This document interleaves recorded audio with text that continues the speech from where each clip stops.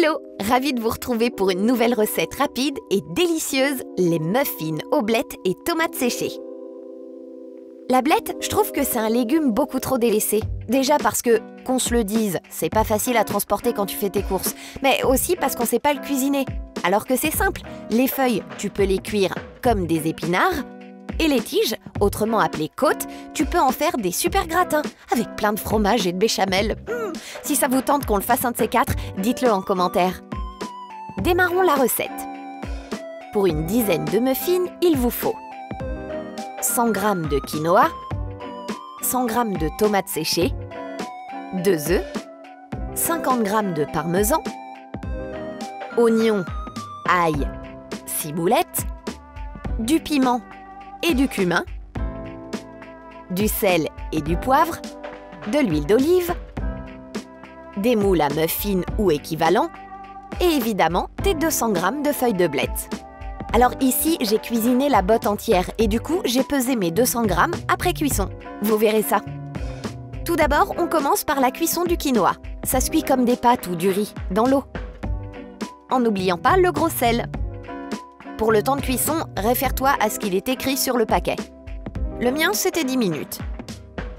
Pendant ce temps, tu vas éplucher ton oignon et ton ail, avec l'accessoire tendance pour ce faire, les lunettes de piscine.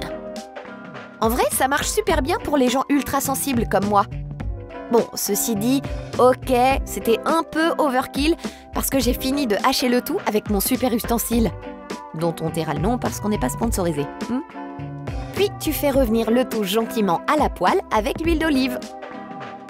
Au bout de quelques minutes, tu rajoutes la cuillère de piment, la demi-cuillère de cumin et la ciboulette.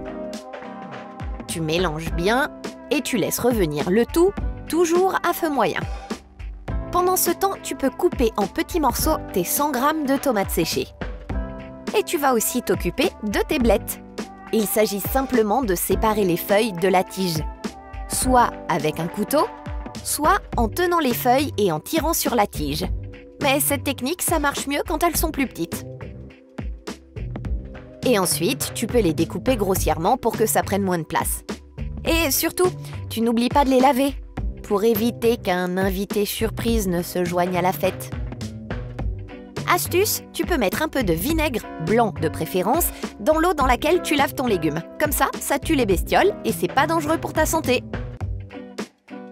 Et ensuite, tu ajoutes ces blettes lavées dans ta poêle, en n'hésitant pas à les recouper à nouveau grossièrement. Et t'inquiète pas, oui, ça prend beaucoup de place, mais ça va réduire à mort, comme les épinards. Regarde! Oh, c'est beau! Moi, je trouve ça magique. Une fois le tout réduit, il ne reste plus qu'à le mixer, au robot ou à l'aide d'un mixeur plongeur, par exemple. Maintenant, il s'agit de mélanger le tout. Le quinoa, les tomates séchées, 200 g de ta préparation aux blettes. Tu mélanges. Tu n'oublies pas tes 50 g de parmesan. C'est pas vrai, j'avais pas du tout oublié. Bon, allez, plus vite que ça. Donc, le parmesan, tu mélanges. Et dans un bol séparé, tu vas mélanger tes 2 œufs, ton poivre et ton sel, avant d'ajouter le tout à la préparation. Dernière étape avant cuisson, le chemisage des moules, pour éviter que ça accroche quand tu vas les démouler. Toujours la même technique, du beurre partout et de la farine par-dessus en une fine couche.